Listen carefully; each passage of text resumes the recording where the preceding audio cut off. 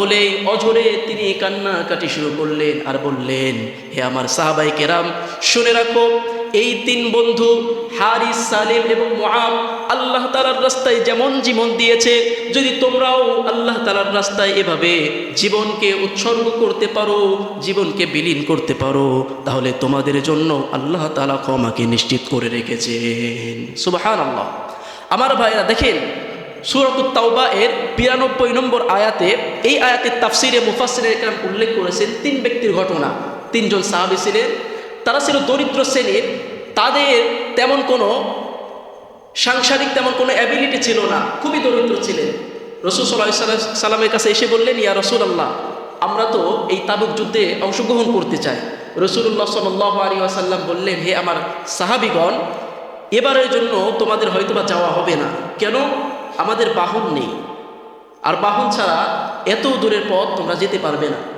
রাসূল সাল্লাল্লাহু আলাইহি ওয়াসাল্লাম অনেক কষ্টে তাদেরকে থামিয়ে দিলেন।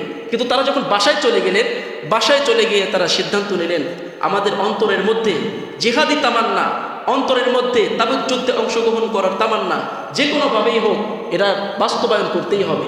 আমার ভাইয়েরা, যখন তারা বাসায় চলে গেল, বাসায় যাওয়ার পর মনস্থ করলো, যে কোনো উপায় হোক আমরা হেঁটে হলেও রাসূল সাল্লাল্লাহু আলাইহি ওয়াসাল্লামের সাথে গিয়ে শরীক হব। এরপর যখন তিন বন্ধু রওনা হয়ে গেলেন, প্রথম বন্ধুর মৃত্যু হয়ে গেল তৃতীয় দিনে, চতুর্থ দিনে দ্বিতীয় বন্ধু হারিস, তারও মৃত্যু হয়ে গেল, এবং পঞ্চম দিনে মুআব, তারও মৃত্যু হয়ে গেল। এবং তিনি তার অন্তরের মধ্যে আকাঙ্ক্ষা রেখেছিলেন যে আমার মৃত্যু যেন স্বাভাবিক না হয়, রাসূলুল্লাহ সাল্লাল্লাহু আলাইহি ওয়াসাল্লাম এর মুবারক চেহারা না দেখে যেন আমার মৃত্যু না হয়। সফরে যখন এই দোয়া করছিলেন, আল্লাহ তাআলা সঙ্গে সঙ্গে তার দোয়াকে কবুল করে নিয়েছিলেন। সুবহানাল্লাহ। আমাদের অন্তরের মধ্যে জিহাদের প্রেরণা উজ্জীবিত হয়ে গিয়েছে। ইয়া রাসূলুল্লাহ, ইয়া হাবিবাল্লাহ, আমরা যুদ্ধে অংশগ্রহণ করতে চাই। রাসূলুল্লাহ সাল্লাল্লাহু আলাইহি ওয়াসাল্লাম অনেক চেষ্টা করেও যুদ্ধের কোনো বাহন সংগ্রহ করতে পারলেন না। তিনি বললেন, হে আমার সাহাবী, তোমরা এবারের জন্য তোমরা যুদ্ধে জাহাজ যাওয়া থেকে বিরত থাকো, আগামী বছরের জন্য প্রস্তুতি গ্রহণ করো, কেননা আমাদের কাছে যথাযথ বাহন নেই।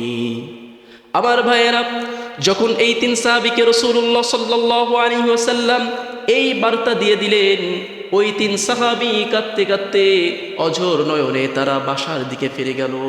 রব্বুল আলামিন পবিত্র কুরআনুল কারীমের আয়াত নাজিল করে দিলেন। আল্লাহ তাআলা বলেন, তাওয়াল্লাউ ওয়া আ'ইউনুহুম তাফিদু মিনাদ দাম'i হাযানান আল্লা ইয়াজিদু মা ইউনফিকুন।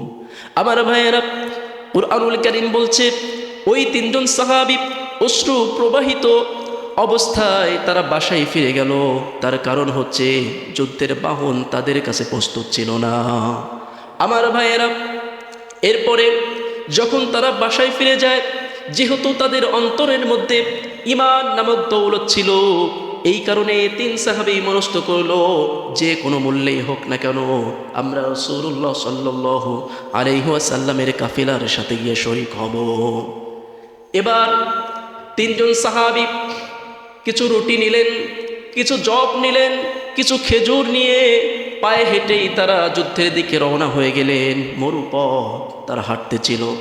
আমার ভাইয়েরা, যেহেতু প্রচণ্ড রোদেলা পরিবেশ ছিল, এই কারণে তিনজন সাহাবী তারা দিনের বেলায় বেশি হাঁটতেন না, বরং যখন রাত হতো এবং যখন বালির তাপ কমে যেত, ওই সময়ে বালুর উপর দিয়ে তারা হেঁটে যেতেন। আমার ভাইয়েরা, এইভাবে একদিন, 2 দিন, 3 দিন পর্যন্ত তারা হাঁটতে থাকলো।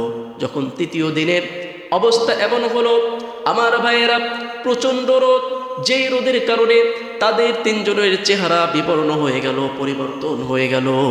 প্রথম দিনে সালেমের অবস্থা খুব খারাপ হয়ে গেল।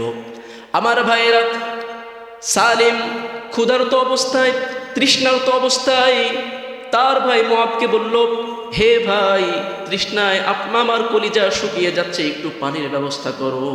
আমার ভাইরা, মুআব এবং হারিস, 2 বন্ধু, 2 ভাই, তারা ওই মরু এলাকার মধ্যে আশপাশে পানির সন্ধানে বেরিয়ে গেল, কিন্তু কোথাও পানি পেল না। পরিশেষে তারা তার ভাই সালিমের কাছে ফিরে আসলো। আসার পরে বলল, হে ভাই, আমরা পানির কোনো সন্ধান পাই নাই, এই মরু এলাকায় কোনো পানি পাওয়া যায় না। তখন সেই ব্যক্তি বলছিল, আমার ভাইয়েরা, সালেম বলছিল, ভাই আমার জন্য আর কোনো তড়িৎ ঘড়িৎ কোনো কিছু করতে হবে না, আমার মনে হচ্ছে আমার প্রাণবায়ুটা কিছুক্ষণের মধ্যেই চলে যাবে। আমার ভাইয়েরা, এবার মুআব বলছে, ভাই কোনো সমস্যা নেই, তার কারণটা হচ্ছে আমরা তিনজনই আল্লাহ তাআলার সন্তুষ্টি অর্জনের জন্য রাসূলুল্লাহ সাল্লাল্লাহু আলাইহি ওয়াসাল্লাম এর মহব্বতের জন্য আমরা রাস্তায় বের হয়েছি। আর আল্লাহ তাআলার রাস্তায় যারা বের হয়ে যায় খালিস নিয়তে, আল্লাহ তাআলা তাদের কাজকে বৃথা যেতে দেন না। সুবহানাল্লাহ। আমার ভাইয়েরা, মুহূর্তের মধ্যেই সালেম পৃথিবীর থেকে বিদায় নিলেন। এবার দুইজন বন্ধু অঝরে কান্না শুরু করে দিলেন। মুআব এবং হারিস তারা চিন্তা ভাবনা করলো, আমার ভাইয়ের ইন্তেকাল হয়ে গিয়েছে, পিপাসার কারণে, ক্ষুধার কারণে এই মরুভূমিতে কোনো খাবার নেই এবং কোনো পানি নেই যার দ্বারা আমরা তাকে বাঁচাতে পারতাম। এবার তারা কাঁদতে কাঁদতে, কোনো কাফন নেই, ওই অবস্থায় মরুভূমির মধ্যে বালুকে সরিয়ে সরিয়ে, খুঁড়ে খুঁড়ে কবর করে সেই কবরে তার মুসলিম ভাই সালিমকে তারা দাফন করে দিল। আমার ভাইয়েরা, দাফন করার পরে এবার তারা সামনের দিকে এগিয়ে যায়।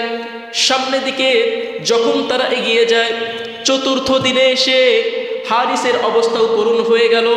হারিস বলল, মুআব, হে আমার ভাই, আমি আর সামনে আগাতে পারছি না, তৃষ্ণায় আমার কলিজা ফেটে যাচ্ছে, ক্ষুধা লেগে গিয়েছে, পাও আর উঠছে না।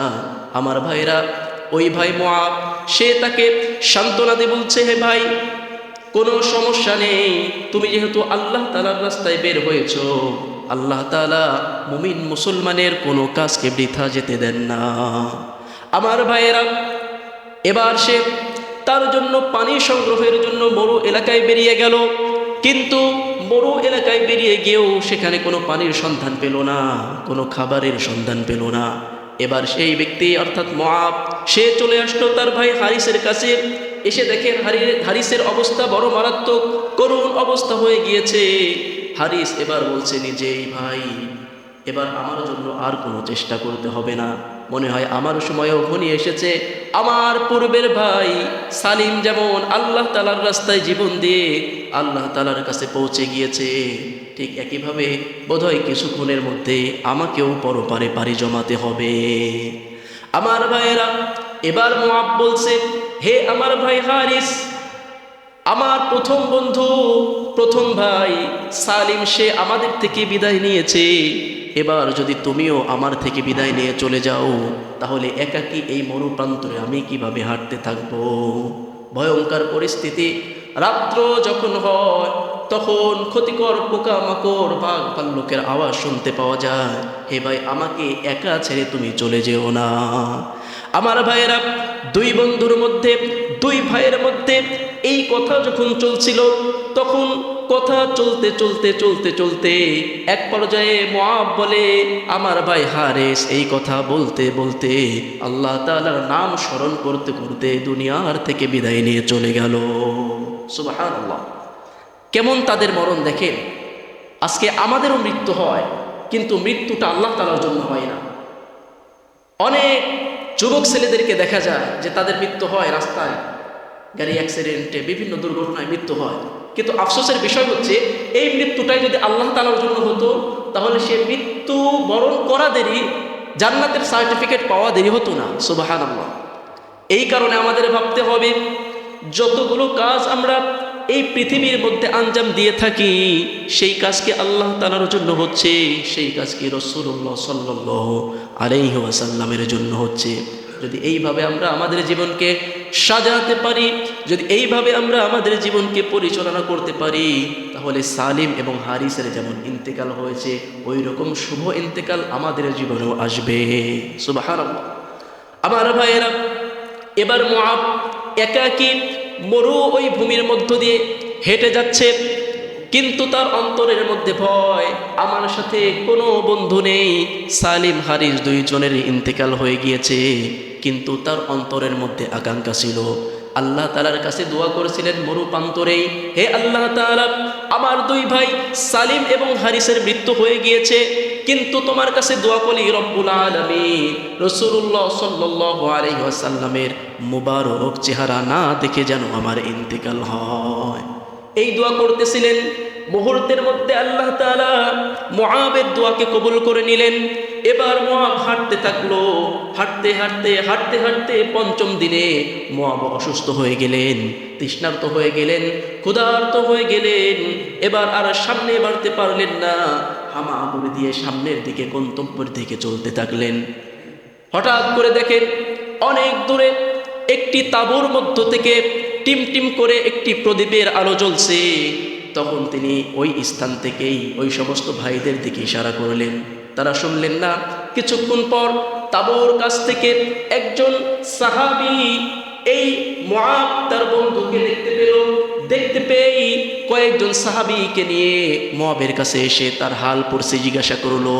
হাল পরিস্থিতি জিজ্ঞাসা করেই এবার মুআবকে নিয়ে তারা তাদের তাঁবুতে নিয়ে গেল। ঘটনাক্রমে ওই তাঁবুর মধ্যেই রাসূলুল্লাহ সাল্লাল্লাহু আলাইহি ওয়াসাল্লাম বসেছিলেন। আমার ভাইরা, রাসূলুল্লাহ সাল্লাল্লাহু আলাইহি ওয়াসাল্লামের কাছে যখন মুআবকে নিয়ে যাওয়া হয় তখন মুআব প্রায় অচেতন অবস্থায় ছিলেন। রাসূলুল্লাহ সাল্লাল্লাহু আলাইহি ওয়াসাল্লাম বিস্তারিত ঘটনা শুনলেন। শোনার পর মুআবকে তার উরুর উপর রেখে দিলেন। রেখে দিয়ে সাহাবাই কেরামকে বলছেন, হে আমার সাহাবী, এই যে তিনজন সাহাবী, এই তিন সাহাবী তারা আল্লাহর রাস্তায় বের হয়েছিলেন। কেন বের হয়েছিলেন? তারা আল্লাহ তাআলার রাস্তায় বের হয়েছিলেন আমি রাসূলুল্লাহ সাল্লাল্লাহু আলাইহি ওয়াসাল্লামের সন্তুষ্টি অর্জনের জন্য, তাবুক যুদ্ধে অংশগ্রহণকারীদের অন্তর্ভুক্ত হওয়ার জন্য।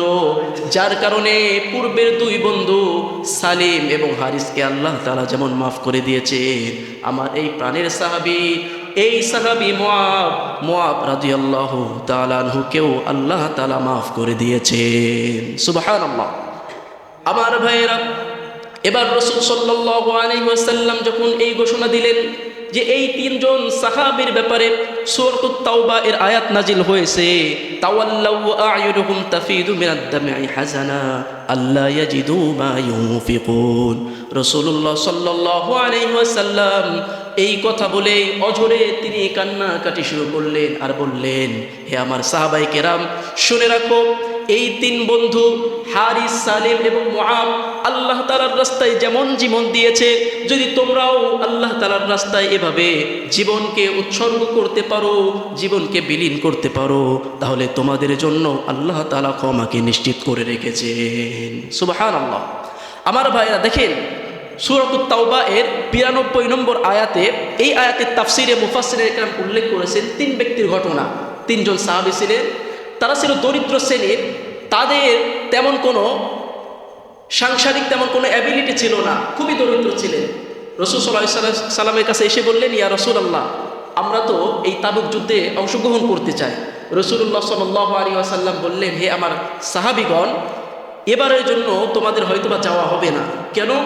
আমাদের বাহন নেই, আর বাহন ছাড়া এত দূরের পথ তোমরা যেতে পারবে না। রাসূল সাল্লাল্লাহু আলাইহি ওয়াসাল্লাম অনেক কষ্টে তাদেরকে থামিয়ে দিলেন। কিন্তু তারা যখন বাসায় চলে গেলেন, বাসায় চলে গিয়ে তারা সিদ্ধান্ত নিলেন, আমাদের অন্তরের মধ্যে জিহাদি তামান্না, অন্তরের মধ্যে তাবুক যুদ্ধে অংশগ্রহণ করার তামান্না যে কোনোভাবেই হোক এরা বাস্তবায়ন করতেই হবে। আমার ভাইয়েরা, যখন তারা বাসায় চলে গেল, বাসায় যাওয়ার পর মনস্থ করলো যে কোনো উপায় হোক আমরা হেঁটে হলেও রাসূল সাল্লাল্লাহু আলাইহি ওয়াসাল্লামের সাথে গিয়ে শরীক হব।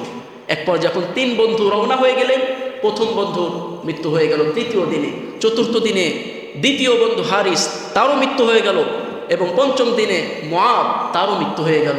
এবং তিনি তার অন্তরের মধ্যে আকাঙ্ক্ষা রেখেছিলেন যে আমার মৃত্যু যেন স্বাভাবিক না হয়, রাসূলুল্লাহ সাল্লাল্লাহু আলাইহি ওয়াসাল্লাম এর মুবারক চেহারা না দেখে যেন আমার মৃত্যু না হয়।